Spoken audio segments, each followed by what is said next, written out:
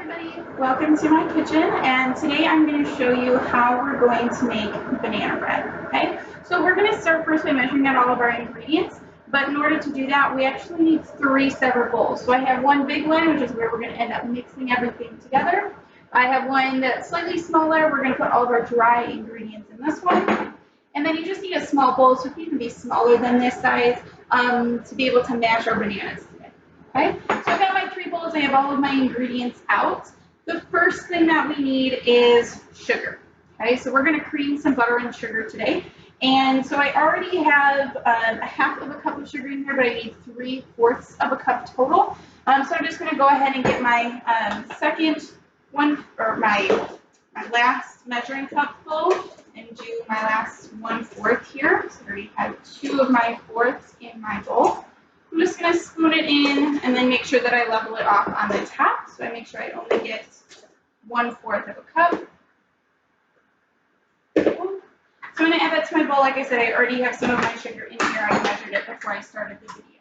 Okay. Our next thing that we need is a half of a cup of butter. Okay. So now if you know all of our kitchen math and equivalents, you'll know that 1/2 of a cup of butter is actually 1 whole stick. Right? We're talking about 8 tablespoons. And there's 8 tablespoons in 1 stick of butter, okay? You're going to want to make sure that this is softened, so it's been sitting out on the counter for a little bit. We don't want it melted, okay? But we do want it to be softer, okay? So I'm going to go ahead and just open my stick of butter. And even though it's soft, it's still going to be kind of hard to beat this with the mixer whole like this. So all I'm going to do is take a spoon, or you could take a knife, and I'm just going to take off little chunks of it.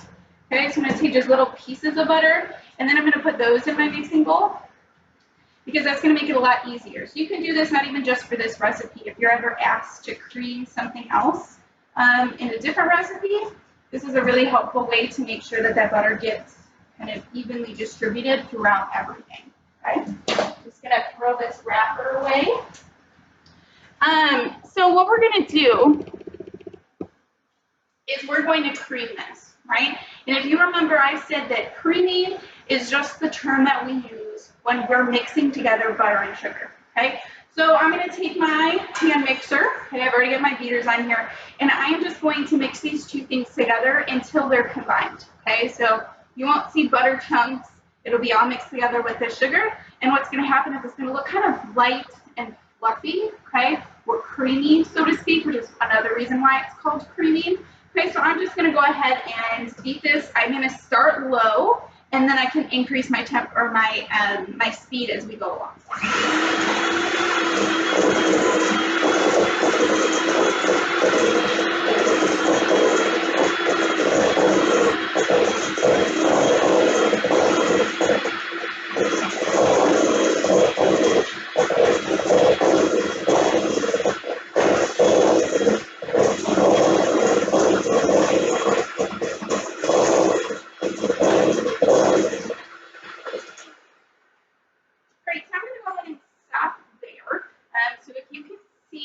All of my butter and sugar mixed together. It's kind of like a grainy, almost sand-like consistency, okay? And this is what we're going for, so this is good. All right, so we've mixed those things together. I'm just going to hold off. Let's measure out the rest of our ingredients, and then we can come back to that, okay? So we're going to start focusing now on our dry ingredients. All right, so I have my flour already partially measured out in here, so this is 1 whole cup. We still need 1/2 of a cup more. So I'm going to go ahead and add this to my bowl. So remember, when we're measuring flour, we want to keep it nice and light and airy. So I'm just spooning it gently into my measuring cup, and I'm going over my measuring cup just so that I can level it off, right? Not so that I can bang it down into my measuring cup and pack it in, because I want it to be light, okay? I don't want it to be condensed. If you're putting too much flour into your measuring cup, you're over measuring the amount of flour you have, which can then make your banana bread very dense, okay? We don't want hockey pucks, we want nice banana breads, okay? So let's make sure that we're keeping that flour nice and light and airy as we're measuring it out, okay? Our next dry ingredient that we need to measure out is our baking soda, okay? And we need 1 teaspoon of baking soda, right? Now, the most important thing to remember about this banana bread is that banana bread is a quick bread, right? So when when we talk about that difference between quick breads and yeast breads, we're looking at what is the leavening agent, right? And so baking soda, okay, is one of those leavening agents that quick breads will use. The other one is baking powder, okay? And then we know that yeast breads will use yeast, all right? So even if we didn't know that banana bread was a quick bread before, we know based on the fact that I just put baking soda in here instead of yeast that this is a quick bread, okay? We also are going to put in 1/2 of a teaspoon of salt, okay? But as you know, we're not going to measure this over our bowl here. We want to measure it over the counter or over the sink or over a different bowl that you're not going to use because I just, dribbled some on my countertop. I don't want that in my banana bread, so I want to make sure that I'm doing it somewhere that isn't going to affect how much salt actually gets into my dough here. Okay.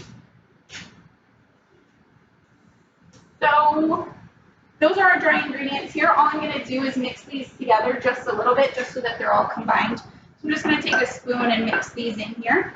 Okay. So my dry ingredients bowl is done. Okay. The other thing that I need now is my bananas. Okay. Now, when we're making banana bread, okay, we want our bananas to look like this, right? We want them to be nice and overripe and dark and black. Okay? I know it sounds really gross, but the whole point of our banana bread is that we're now going to mash these bananas. Okay? If you think about a banana that's green or maybe just turned yellow, right? They're not soft. I mean, they're soft enough that you can eat them, but they're not smushy. Okay? These ones are really, really smushy, right? And so this is going to make it a lot easier for us to be able to mash them. Okay? So I'm just going to open up my 2 bananas. I'm going to put them in this bowl. Okay? And then all I'm going to do is take a fork and mash them up. Okay? Just want them to be really smushed up here. Okay, so I'm just going to take a fork and with the back of my fork just press it in to these bananas. Like I said, because they're so overripe, this process is going to be really easy. Okay?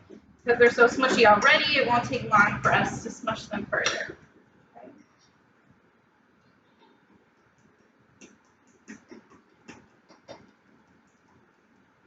All right, so my bananas are all mashed up there, right? Kind of looks like baby food. So this is good. Okay, we don't want any big chunks of banana. We want them all to be kind of mashed up. That way it gets evenly distributed when we mix this in with the rest of our batter. I'm going to set this aside for now too. We're going to come back to our big bowl now. So I have most of my ingredients already measured out here. We're going to come back to my big bowl, okay? And what we're going to do is add in 2 eggs, okay?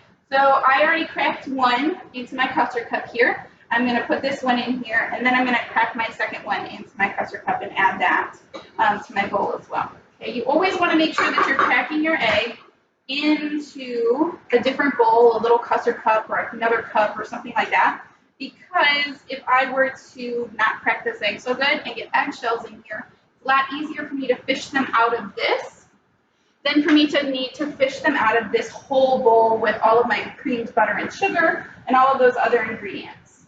Okay? So I don't want to have to worry about that. So I'm just going to make sure that I do it in a smaller bowl first and then add them to my big bowl. Okay. Now that I have my 2 eggs in here, we're just going to beat this together. So all that's in here right now is that butter and sugar I creamed already. Now I added my 2 eggs. So we're just going to beat this together until those eggs combine with everything that's already in here. Okay, so you're going to want to go really slow because those eggs are going to splatter.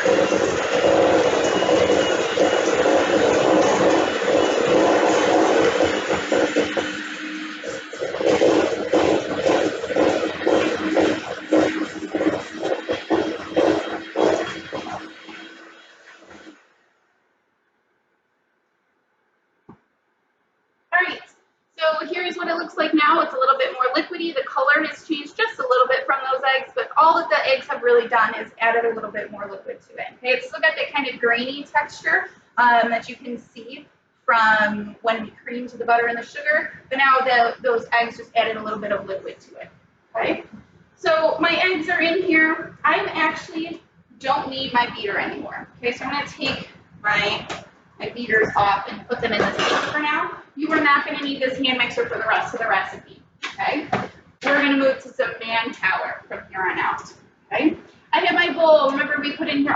dry ingredients. I've got flour, baking powder, and salt, or baking soda, sorry, and salt. I'm going to add this straight in here, and then I'm not going to do anything to it. I'm just going to let it sit right now. We're going to add some more stuff in here, and then we'll mix everything together, okay?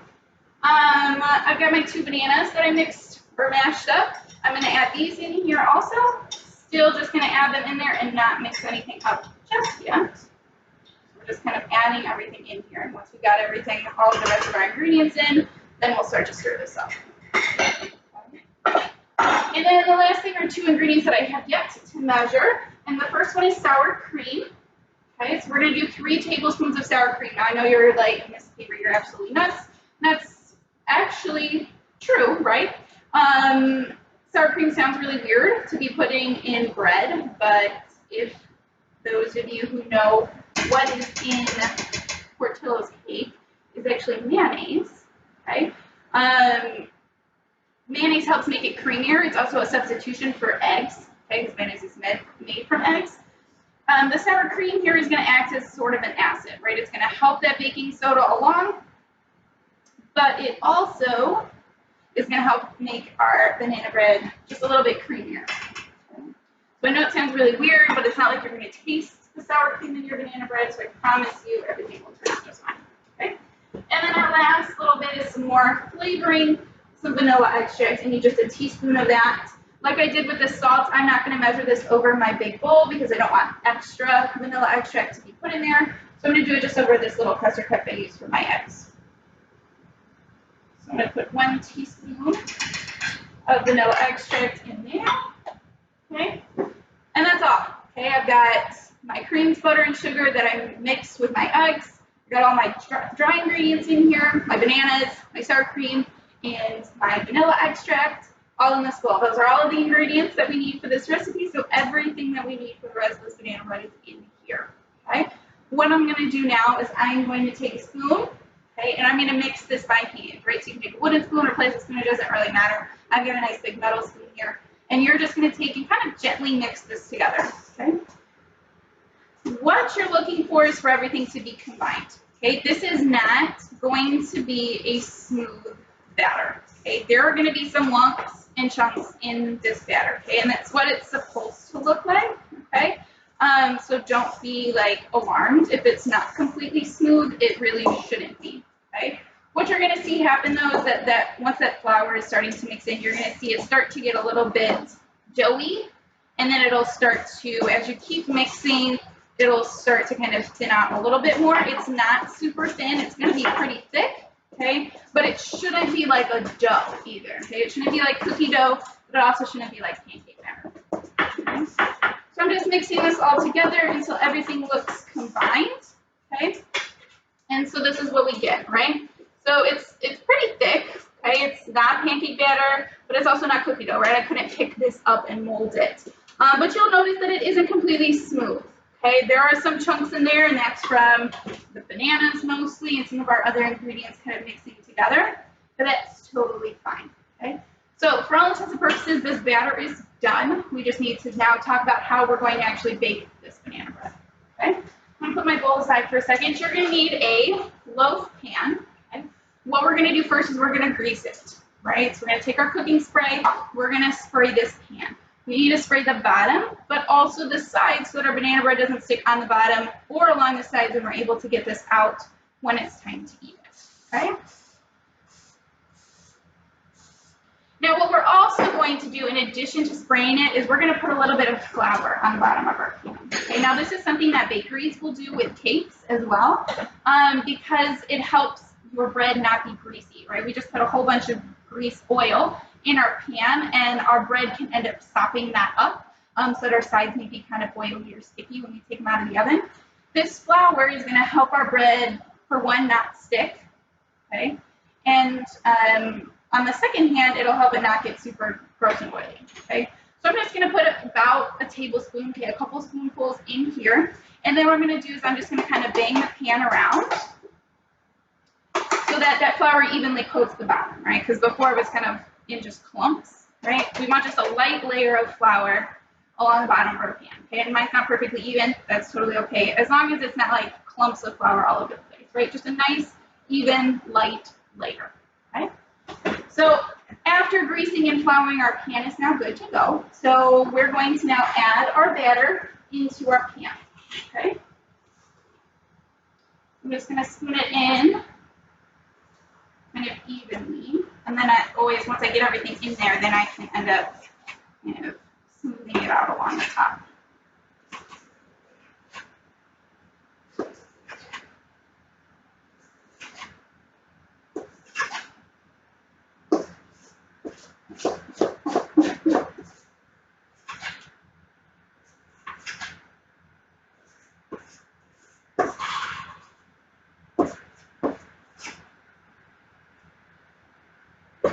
Alright, so I got all my batter in here. I'm just going to kind of evenly spread it out on the top of my loaf pan, so it's going to come out looking all nice and pretty. Okay. Alright. And then what I'm going to do is this is going to go in an oven at 325 degrees for 1 whole hour. Okay. Once that hour is done, I'm going to take it out of the oven. I'm not going to turn my oven off yet because I want to make sure this is cooked all the way through. Okay. And all I'm going to do that is take a toothpick, okay, and put it right in the dead center of my bread, okay, because the oven cooks things from the outside in, right? So if I'm looking at something, if I'm looking at this bread, the last thing that's going to be cooked is the very inside, okay? So the center of the pan and the center of the bread, okay? So I'm going to put my toothpick right there. If it comes out with some chunks of things on it, your bread isn't done, right? If it still looks kind of wet and doughy, your bread isn't quite done. You're going to want to put it back in the oven for some more time. But if you put it in there and it comes out perfectly clean, that's how you know that your banana bread is completely cooked all the way through, okay? So like I said, oven for 325, oven at 325 degrees for 1 whole hour, and then check it with a toothpick once it's done. And then your banana bread will be ready to eat.